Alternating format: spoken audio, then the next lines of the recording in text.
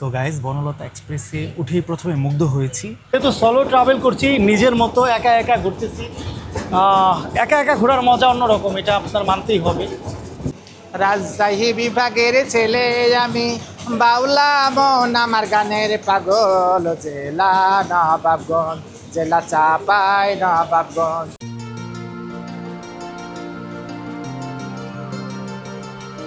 Hello guys, আসসালামু আলাইকুম। This is Syed Monowar. Welcome to the new another vlog. Guys, আমি এখন অবস্থান করছি কমলাপুর রেল স্টেশনের 7 নম্বর প্ল্যাটফর্মে। তো গাইজ, এই বনলতা এক্সপ্রেসে করেই আমি যাচ্ছি অনিন্দ সুন্দর শহর, পরিচ্ছন্ন শহর, কিংবা শিক্ষার শহর, অনেকে বলে থাকেন রেশমের শহর।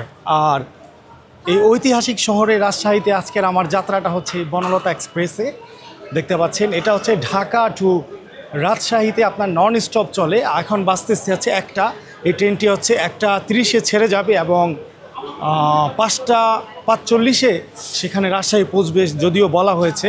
তো আমি জানি না এটা কটা বাজে পৌঁছে। তো আমি আপনার রাজশাহী বিভাগের ছেলে আমি, বাউলা মন আমার গানের পাগল। জেলা নবাবগঞ্জ, জেলা চাপাই নবাবগঞ্জ।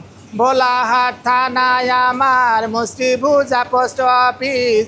সোনার পাড়ার পশ্চিম পার্শ্বে বন্ধু, গ্রামের নামটি বারোই পাড়া। তাই তো বলি গানের সুরে, বাউলায় আমার মন, আমার জেলা নবাবগঞ্জ, জেলা চাপাই নবাবগঞ্জ। রাজশাহী যাওয়ার আগে রাজশাহীর একটা ভাইব অলরেডি চলে আসছে। গজ আপনি শুনতে পাচ্ছেন, একজন ভদ্রলোক আমাকে ডাক দিলেন যে আমি একটু রাজশাহীর ভাষায় একটা গান গেতে যাচ্ছি। তো মানুষের ইচ্ছা, ছোটোখাটো ইচ্ছা অপূরণ কেন করব? আল্লাহ পাক আমাদের কত কত ইচ্ছা পূরণ করেন। তো আমি এখন যাচ্ছি আমার ক্যাবিনের দিকে। গাইজ, আমার ট্রেনে ওঠার আগে আগে একটু বলে নেই, ঢাকা রাজশাহী ঢাকা রুটের বিরতহীন ট্রেন হচ্ছে এই বনলতা এক্সপ্রেস। ঢাকা রাজশাহী রুটে মোট 5টি অন্তনগরীয় ট্রেন চলাচল করে। আর এই বনলতা এক্সপ্রেসের নাম্বার হচ্ছে 791 এবং 792। এটা হচ্ছে বেশ অত্যাধুনিক একটি ট্রেন। ঘন্টায় সর্বোচ্চ গতিবেগ যার 90 থেকে 95 কিলোমিটার। আর কেন আমি রাজশাহী ভ্রমণের ক্ষেত্রে বনলতা এক্সপ্রেস আমি বেছে নিয়েছি সেটা আপনাদের চলতে চলতে আমি জানাবো। যদিও আজকে আমার সিটটা হচ্ছে এসিতে, তো আপনাদের আমি দেখাবো নন এসিগুলো কেমন। এটা হচ্ছে একটা বগি এবং হচ্ছে এখানে দেখতে পাচ্ছেন এক সাইডে তিনটা, এক সাইডে 2টা। সুন্দর একটি মিরর আছে, এখানে বেসিন দেওয়া আছে, ওয়াও, পানিরও ব্যবস্থা সুন্দর, সাবান দেওয়া আছে। আর এখানে আমরা দেখতে পাচ্ছি যে ইন্টারেস্টিং যে বিষয়টা, এটা হচ্ছে বায়ো টয়লেট হাই কমেন্ট। এবং আমরা দেখি, ওয়াও, খুব পরিষ্কার এবং পরিপাটি আমরা দেখছি, খুবই নাইস।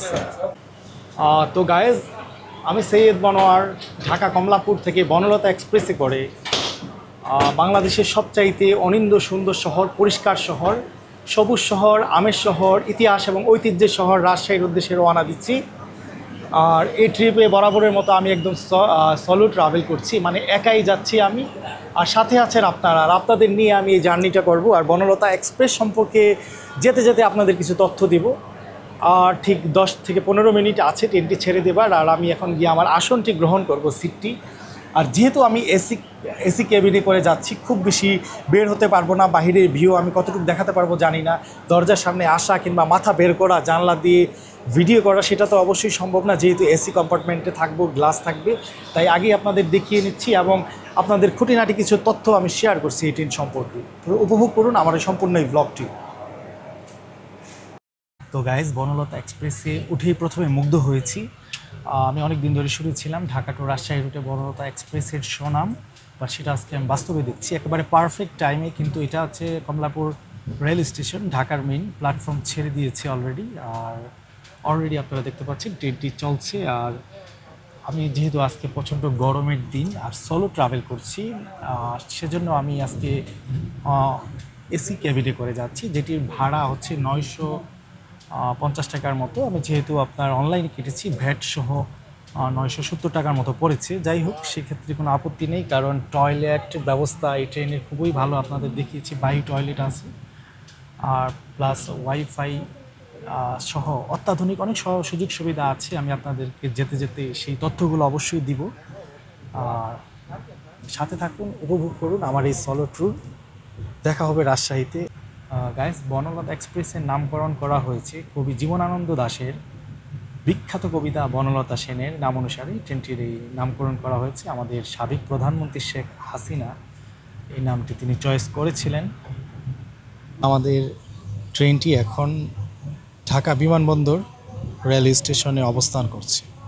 এখন হচ্ছে 2:28 বাজছে, দুপুর 2:28। আর যেহেতু লাঞ্চ টাইম, রেল থেকে এটা নিলাম। এখন এটা হচ্ছে 190 টাকার বিনিময়ে, যদিও প্রাইসটা একটু হাই। আমরা দেখতে পাচ্ছি এখানে একটা চিকেন আছে, চিকেন ফ্রাই, হ্যাঁ, আরেকটা চিকেনের কিছু একটা, আমি জানি না সেটা কি। আর 2টা ব্রেড আছে এখানে, গরম গরম, একেবারে গরম গরম। আর সাথে একটা সস আছে, একেবারে গরম হট। ট্রেনে সবচেয়ে রিল্যাক্স ব্যাপার হচ্ছে সুন্দরভাবে এটা রাখা যায়, খাবারটা রাখা যায়, বা মোবাইল রাখা যায়, পানি রাখা যায়, তারপর হচ্ছে ময়লা ফালানো যায়, পা রাখা যায়, চার্জার আছে। খাবারটা নেওয়ার পর বলতে হয়, আমি ভারতীয় রেলওয়ের অনেক বার চড়েছি, রেল ভ্রমণ করেছি ইন্ডিয়াতে। সেখান থেকে এটার খাবার কোয়ালিটির মান অনেক ভালো, ভালো ভালো চলে। ব্রেডটার মাঝে তারা জেলি ইউজ করেছে। আমরা কিন্তু সুন্দর একটি জায়গা দিয়ে যাচ্ছি, গাজীপুরের। আর এই এরিয়াটা চমৎকার একটি এরিয়া, ফার্স্ট ক্লাস, এবং এখানে কিন্তু আপনার অনেক শুটিং হয়।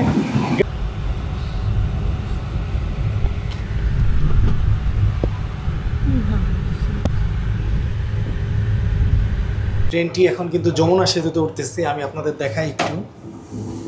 প্রচণ্ড গরম বাইরে।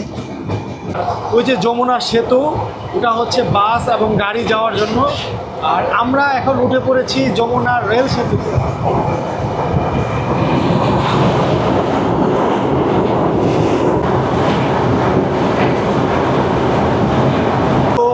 তো গাইজ, আপনারা দেখতেই পেলেন আমরা যমুনা সেতু পার হচ্ছি ট্রেন দিয়ে।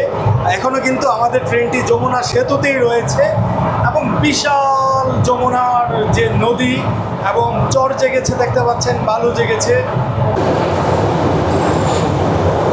শহরে প্রবেশের আগে আমরা উপভোগ করি এখানের গ্রামীণ যে সুন্দর দৃশ্যগুলো।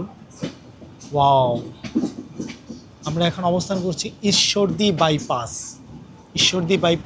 আর দেখতে পাচ্ছেন গ্রামীণ কি চমৎকার দৃশ্য, সুবহানাল্লাহ, ওয়াও, মাশাআল্লাহ, কি সুন্দর। খেজুর গাছে খেজুর এসেছে রেল লাইনের পাশে, একেবারে গ্রামীণ সুন্দর পরিবেশ।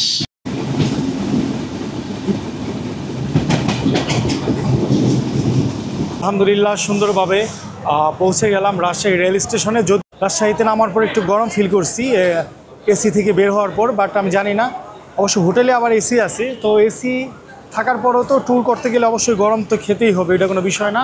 কিন্তু জার্নিটা খুবই কমফোর্ট ছিল এবং খুব ভালো ছিল, আলহামদুলিল্লাহ, এটা নিয়ে কোনো কমপ্লেন নাই আমার। এবং বনলতাতে আসার এটাই কারণ ছিল দিনের বেলা অ্যাকচুয়ালি, যে এক্সপ্লোর করার, রাস্তাঘাট দেখে আসা এবং আপনাদের দেখানো, বনলতার অভিজ্ঞতা অর্জন করা। তো যাই হোক, অল ওভার আলহামদুলিল্লাহ এখন আমি বেরিয়ে যাব স্টেশন থেকে এবং সোজা আমার হোটেলে চলে যাব। আমার অলরেডি রুম বুক করা আছে, তো ততক্ষণ পর্যন্ত আমার সাথেই থাকুন। যাই হোক, আমি এখন অবস্থান করছি রাজশাহীতে এবং একেবারেই সন্ধ্যা হয়ে গিয়েছে, যে কোনো সময় মাগরিবের আজান দিবে। আর আমি যাচ্ছি আমার হোটেলে। আর রেল স্টেশন থেকে আমার হোটেলের দূরত্ব হচ্ছে 7 কিলোমিটার। সেক্ষেত্রে ওনারা ভাড়া রেখেছেন 80 টাকা, তো বেশি আর বার্গেনিং করা হয়নি।